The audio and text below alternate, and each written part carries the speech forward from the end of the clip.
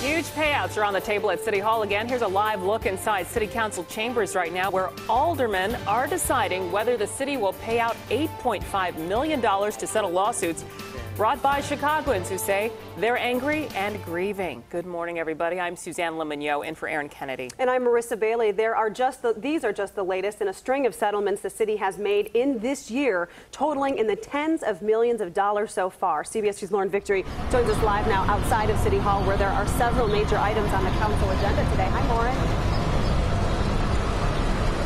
Hi there, Suzanne and Marissa. Yeah, we've got a laundry list of items. This is a look at the agenda. I want to tell you about these cases that are a little further down on the agenda. The aldermen will likely okay a $3 million settlement, or a nearly $3 million settlement, that involved a police chase that ended tragically. There was a fleeing driver who crashed into and killed 2 people in 2015, and the families of those victims feel that their lives, they could be still living if police had stopped their chase. Now, I want to tell you about some other cases under consideration or approved or that could be approved today. That's $4 million for a motorcyclist who hit a pothole and died on 26th and Damon. $950,000 for an accused burglar shot by an off-duty Chicago police officer. In that case, no weapon was found out of Lincoln Park.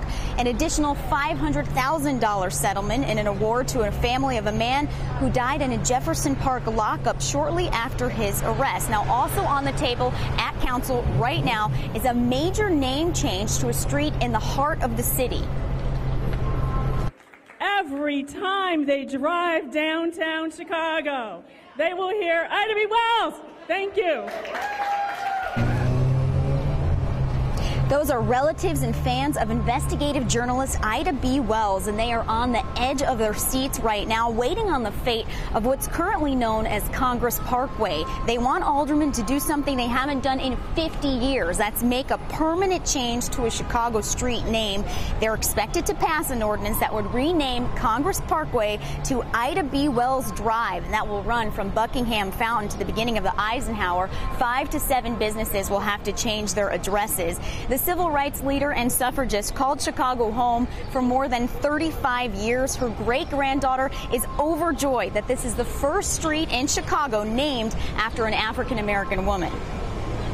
I've always felt that my great-grandmother needed to be honored in a way that was fitting to who she was and what she did, but I never, ever really imagined a major street in Chicago being named after her. Now, Ida B. Wells supporters aren't done yet. They're actually raising money to have a statue in her name that will be installed in the Bronzeville neighborhood. They also will soon install an honorary street name for Ida B. Wells on 37th. That is just around the area where a public housing complex used to stand bearing her name. I'm Lauren Victory reporting live outside City Hall, CBS 2 News. Back to you. All right, Lauren, good update. Thank you.